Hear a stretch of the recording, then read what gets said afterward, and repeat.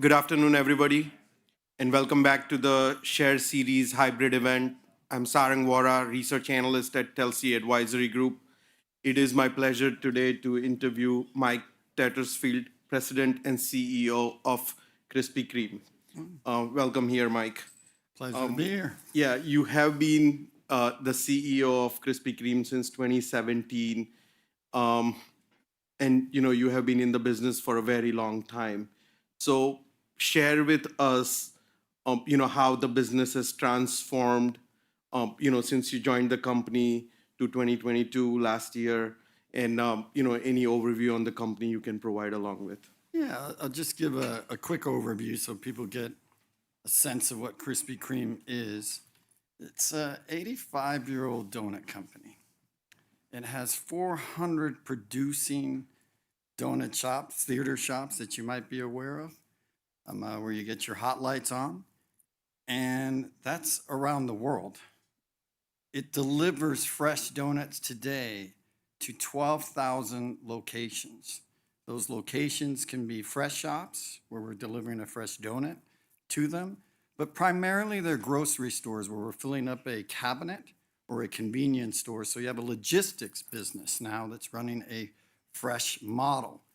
That's been the big transformation that's happened in the business, which is the number one challenge that Krispy Kreme had with only 400 producing donut shops, which is how do you get customer access? So if you change the model to get to where customers are and really start to implement an access point to where they are and how they want to get their donuts, as long as they're fresh, then the brand will continue to thrive.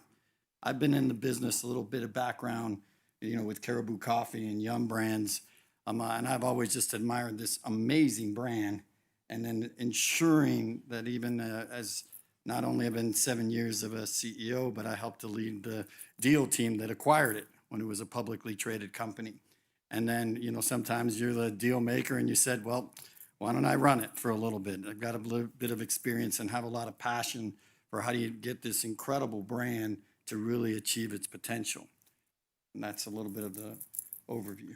That's cool. One exciting fact I loved about is you sold 1.6 billion donuts last year, so that was very amazing. That's a lot of donuts. That's a lot of donuts. Didn't expect that. So just give a little color on the competitive landscape over here. I know you are the donut company, but there is a lot of sweets out there. So who is your competitive set over here? So when one of the big directions that we have of the company is how do you become the most loved sweet treat brand in the world? So that's not about competing in just a donut occasion. You're competing for the sweet treat occasion. The majority of our business is sold in dozens, right? We don't focus on the single donut occasion. We sell dozens of donuts. What we've learned is 37% of our dozens are gifted, and 80% of our dozens, when someone buys a dozens box, are shared. So we compete in the occasion where anybody's looking for a sweet treat break. We compete at all gifting type opportunities. So if you think about Valentine's Day, we compete against the chocolate industry. We compete against flowers, right? And try to make sure you have this incredible, affordable, indulgent treat. And we continue to look for other opportunities where we can really capture the imagination, whether it's St. Patrick's Day and you can unlock opportunities, whether it's Halloween, whether it's Christmas. So how do you maximize that with this incredible sweet treat brand? And the ability to do that now is a lot more practical because of the 12,000 locations that we serve every day, with a plan of growing up to 75,000 points of access on a global level. So growing from 12,000, 10 to 15% of new points of access on a yearly basis. So very clear, methodical approaches to how do you want to build the business. Competitive set. We compete. I compete against the birthday cake. I compete against the chocolate. I compete against ice cream, right? Sweet treat space isn't going away. You just want to be in the consideration set when people are making that choice. That's great. And glad you pointed out. So looking inside at the growth strategy, feels like, you have 12,000 points of access today, and you mentioned 75,000. So help us understand, how annually you plan to grow the points of access, And, you know, initially in the US, and then, you know, we can go international because it's a big part of your growth story as well. So you take those 400 producing donut shops, right? We'll end up growing in the US. You want to just, I'll break it down. US will probably grow between 10 to 15 producing hubs on a yearly basis. That then unlocks 10 to 15. There's 6,000 points of access in the US today, and we can unlock 10 to 15% new points of access on a yearly basis from those new production shops, as well as we start to leverage the efficiencies in the marketplace, right? So you can start to see there's 300 producing shops today in the US. Yeah. We'll be adding those 10 to 15. We will, by geography, our main point of access is the groceries business, the convenience shop. So you start to get more effective in your networking when you build that out. If you start looking outside of the US, there's only 100 producing donut shops, right? So you can see that size of business will look at some, and they're mostly run by franchise partners. So we're not just an equity business. And they have the same model of growth now. Think how attractive it is to a franchise partner. Instead of saying you have to sign up to open up 100 donut shops per country, is that you open up 4 producing shops. You now then need to build the donut business in that country through logistics and a very thought out plan to how do you get the channels right, and then they'll be building from there. That's cool. And in the US, Yep. the growth in the grocery business you mentioned, there's multiple channels of growth. You know, first you are testing donuts with McDonald's. You know, there's a test underway, so love to hear about that. And then, you know, as you look at US, like which are some of the partners you are underpenetrated right now? You have a relationship, but you are underpenetrated, like maybe Target or Walmart. And, you know, where do you see the expansion in next at least 3 to 5 years? So if you think about it, just with 300 producing donut shops today, I only serve about 25% of Walmart's doors, right? Because we just don't have that expansion. You can't serve their network. Anytime we open up a producing shop, they're trying to figure out how do we get on the next Walmart to things that make sense. So Yeah. customers, you mentioned also McDonald's and others, but I want to give a snapshot. What we've created is this delivery fresh daily logistics model, right? So it needs to perform the exact same model, whether you're serving to a grocery store, whether you're serving to a convenience shop, whether you're serving to a drug shop, whether you're going to a club business. And we knew once we had that logistics down that you could serve fresh to them, that the quick service restaurant would be an opportunity. As a donut company, you're trying to get donuts to where customers are. When you have an opportunity to work with someone like McDonald's, one of the premier and most admired restaurant companies across the world, it had to work with us operationally for us to be able to do that. So the DFD model that serves currently to Walmart can make these drop off to the McDonald's location as well without changing anything of what we do. And the restaurant, as what we learned when we did a test in November with McDonald's, is does it work the same for them as it will for us, right? You can't start modifying every single customer and having a different logistics model for them, or it just won't work for you effectively. So when the operations is seamless, you can deliver the quality, you can deliver the timeliness, you can deliver the assortment. Then you work with the partners that want to actually say, hey, would you ever allow anything special? And I said, as long as it's being done in Krispy Kreme, we can actually match that to you. That's great. So it's more about the logistics of building up the growth pipeline over here. And as you open these hubs, you are able to cater to more of the Walmarts and McDonald's and some of these franchisee in the regions. So what the interesting thing about logistics and routes, right? So now as you start to open up routes, you might be able to get to that extra Walmart location that you wouldn't have been able to do on your own. It would have been too far and not profitable to do that route. So the efficiency of a route becomes really interesting, which is how you want to look at channels. And the unique unlock is, does a delivered fresh daily work across all of them? And it does. That's amazing. You know, shifting gear internationally, a large part of your revenue is international.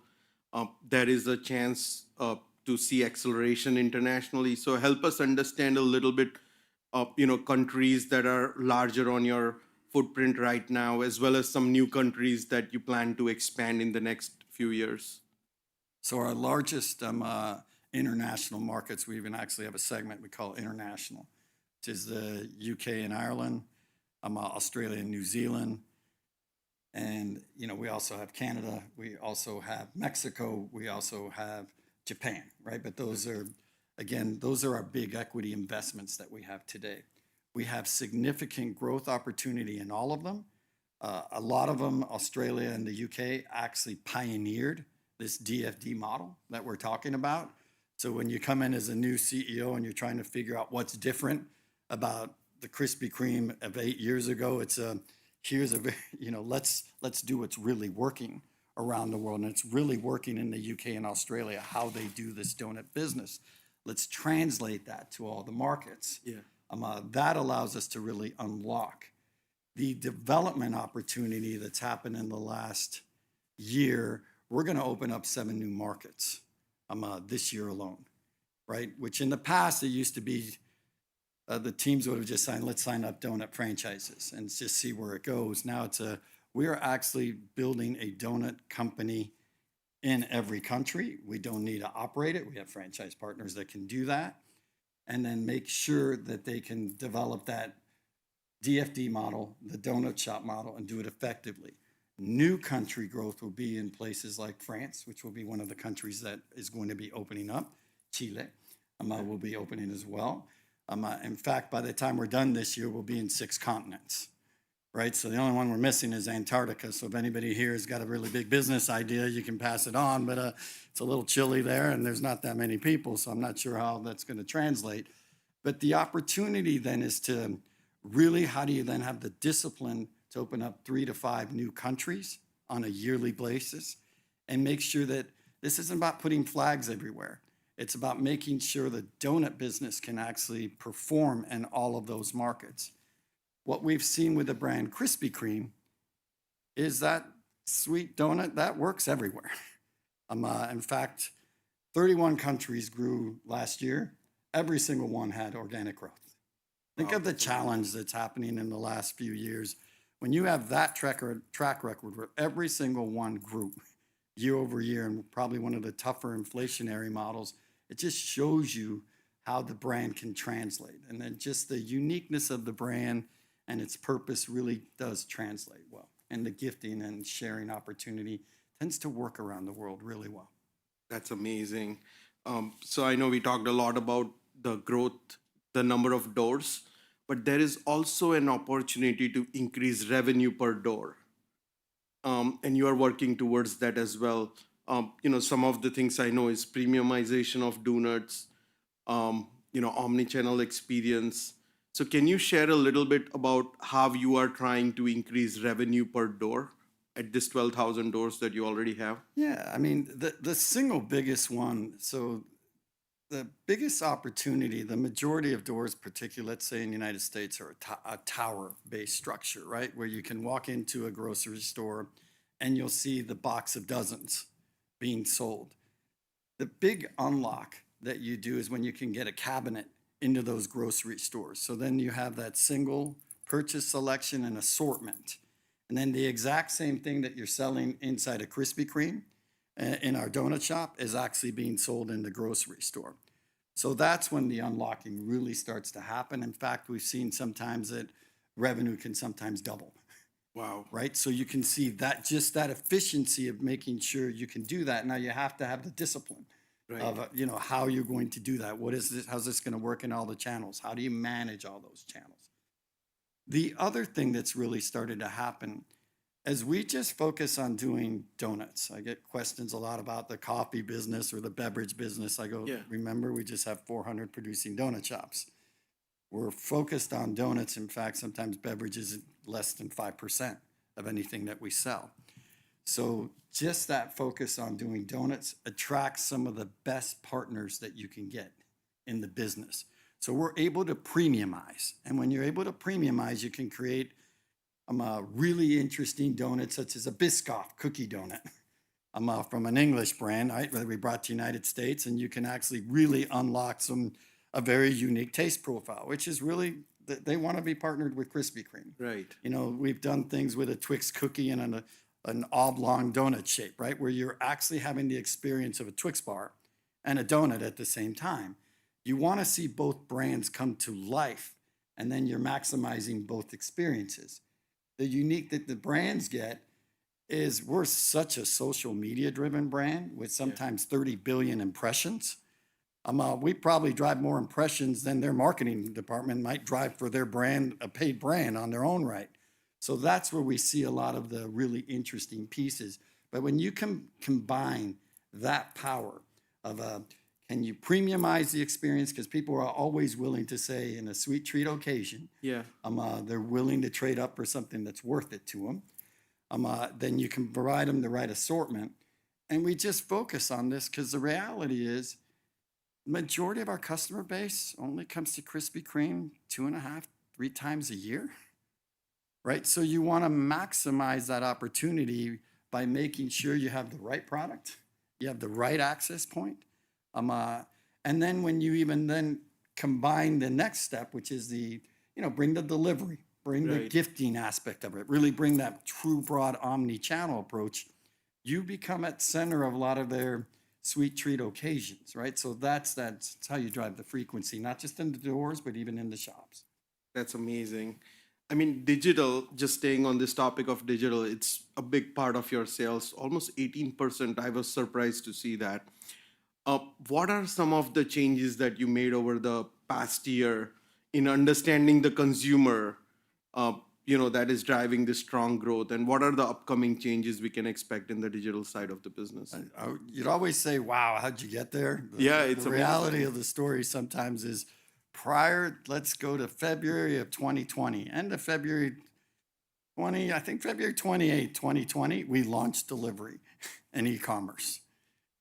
Prior to that, Krispy Kreme's e-commerce digital business was 1%, 2% of the business, right? So you can see this transformation, which is how the customer wants to get Krispy Kreme.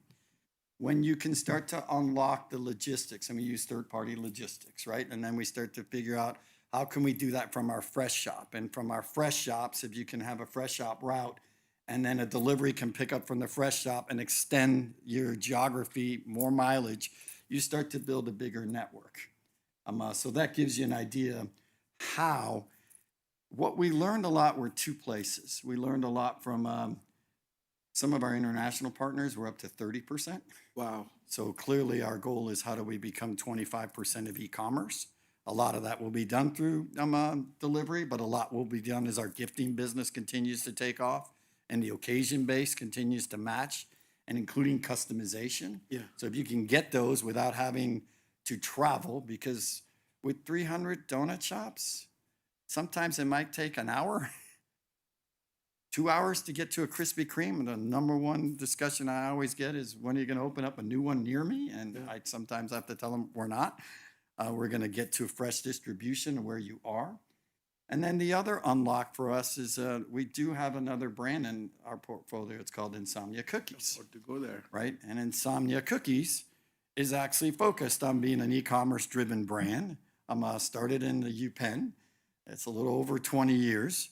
And it is focused on delivering late night cookie experience to customers. And it's now moved beyond the college to the city locations and eventually getting even to suburban, right? So you can see that evolution of an incredible, really what warm, delicious, delivered is what their mantra is, right? What they try to do every day. They also sell in the dozens. So you could see when we made the acquisition, it became very similar to the same growth pattern. In fact, sometimes we talk about Insomnia as the next Krispy Kreme. No, it's amazing. Incredible growth story in its own right. Yeah, I mean, just about to go there. Insomnia, they have about 400 stores. What's the path for that brand? Like, can it, you mentioned it can be the next Krispy Kreme. So how do you see this brand evolving in next 3 to 5 years? Any store targets or any economics you can share on that particular brand? Yeah, what we've shared, it's about 200 cookie shops today. Right? Okay. So they'll be opening between 30 and 40 cookie shops on an annual basis, right? So you can see their TAM is what they think about in the United States is 1,000 cookie shops. Wow. The important part, we've been working with them, and the founder's still with us. So it's not normal sometimes to keep your founder with you 4 years running, and still as excited about since the first day he opened up his cookie shop. So there's this really good cultural connection that we built with both brands. He sees the opportunity in not just the United States, which he's been going through the city and now suburban, and then even thinking about how the suburban consumer will engage, with them, and those are the next steps of why they'll get to 1,000. And clearly, this year we'll be opening up in the UK and in Toronto as well, right? So you can see that there is that similar type of customer base that exists around the world. Yeah. And really the first time he's come back and looked at a TAM that we talked about on our investor conference in December of 4,000 cookie shops as well. So you have two really significant growth stories going on with both brands. 10% top line organic growth and combined when you think about Krispy Kreme, 11 to 14% EBITDA growth on an annual basis. If you think about, you've got a lot of geography that we're covering, and we've got just tremendous brands. The real thing is you were getting into insomnia. I just say the return on capital is significant. It's a 1-year payback. Wow.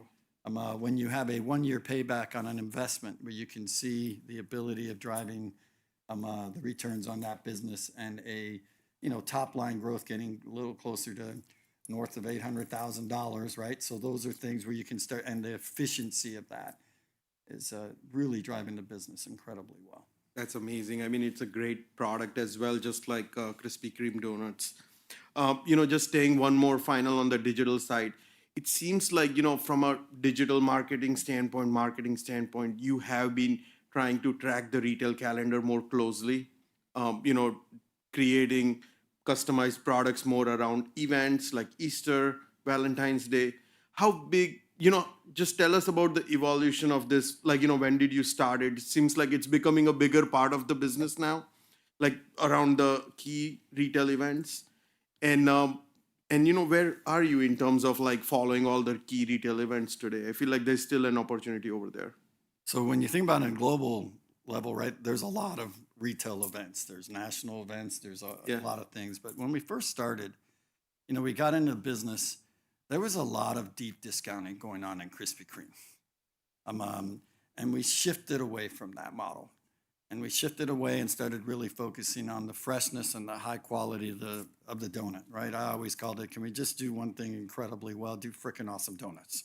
And then from there, we'll start to build, what does that mean? The natural evolution was, how do you take advantage of that gifting and that sharing opportunity? They tend to be around occasions. They tend to be around birthday celebrations. They're not just national events. They're family events. Right? So if you're always in the discussion about when do you celebrate? What do you celebrate with? How would Krispy Kreme become in that consideration set? So you keep on doing unique things. I can give you, as we've even talked about in our earnings discussion that we had for the first quarter and how we started the year. We started out the year with a Biscoff promotion, which was fantastic. We did really well. And around the world, the first time they really did a focus on a Valentine's Day promotion. And it was one of the strongest Valentines that Krispy Kreme has had. So again, focusing on donuts, we used a lot of Hershey as our partner around the world. And then if you take other opportunities in America, it might be a St. Patrick's Day, right? Where you can actually unlock a green glaze. How would you then take that to the 6,000 doors in the US? And how do you maximize that? And how does that work? So you can see as you're looking at the calendarization of key activities or events, that opportunity continues to grow. We continue to look at where the opportunity is. How do you make sure that whatever we're doing doesn't just get at the 400 donut shops? How does it get to the 12,000? Eventually next year, how's it going to get to the 14,000 doors if you start doing your math and think about it that way, right? So you want to see that donut experience can translate. And the unique thing that we can do, which is not just about events, we can turn on a dime and actually capture a cultural event and see if we can translate something to a donut. Sometimes we do it whether it's an eclipse Yeah. or a strawberry moon, and we can turn that around. And today we can only do that in our donut shops. But you can imagine our thinking is, how do we actually calendarize this so it can get to all of the point of access? Because then you're really seeing the power of this brand come to life. There's not many brands Yeah. that do that. If you think about CPG brands, it takes them a year out in calendar. And we're trying to wiggle around like, can we do this next week? Right? So think about that dynamic part of that merchant piece, which is one of the things I've really tried to instill into the company. It's you've got to make sure that you're always at the forefront and do some really interesting things with donuts. That's great. I know I have a few more questions, but I know we are almost there. So if anybody in the audience would have a question, please feel free to ask. Who here's had a Krispy Kreme donut? How about that? I'm sure if I brought down the boxes downstairs on the trading floor right now, I might stop some things. So, Cool. Just staying on shifting gears towards profitability.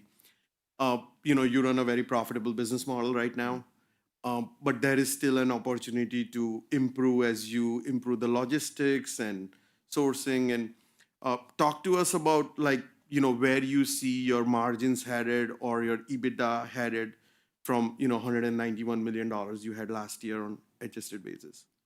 yeah, I'd say from percent and margins, I think our goal in 2026 is we'd like to get to 15%. Okay. We'd like to get close to that. I think the biggest drivers of change will be, how do we continue more efficient? Whether you're building your route structure and what does that mean? What are the labor opportunities as you're scheduling routes, and how's that working across the world? And even how's your G&A continue to be more efficient as you grow? So the opportunity of scaling that there, and you're thinking about, I think we laid out a target of about 315 million EBITDA in 2026. So if you're looking at it from that perspective, you can see the growth stories very much there. When you're thinking about us, organic growth, it's 10%. Yeah. Right? It's how do you drive that efficiency? And I gave you the three main drivers that are there today. Last question for me. How is automation? Is there an automation behind making, as you grow your scale, is that also an opportunity to improve the margin profile of the business, or less so? Just curious. Yeah, and automation will take effect, whether it's the digitalization and how people interact, right? Or it's actually taking the mundane task of what a Krispy Kremer is doing today, but not making everything robotic, right? What you need to do are the things that are going to make it much more effective for the logistic and routing system, but make sure that the Krispy Kreme experience still has a touch and feel from Krispy Kremers where they can make the connection.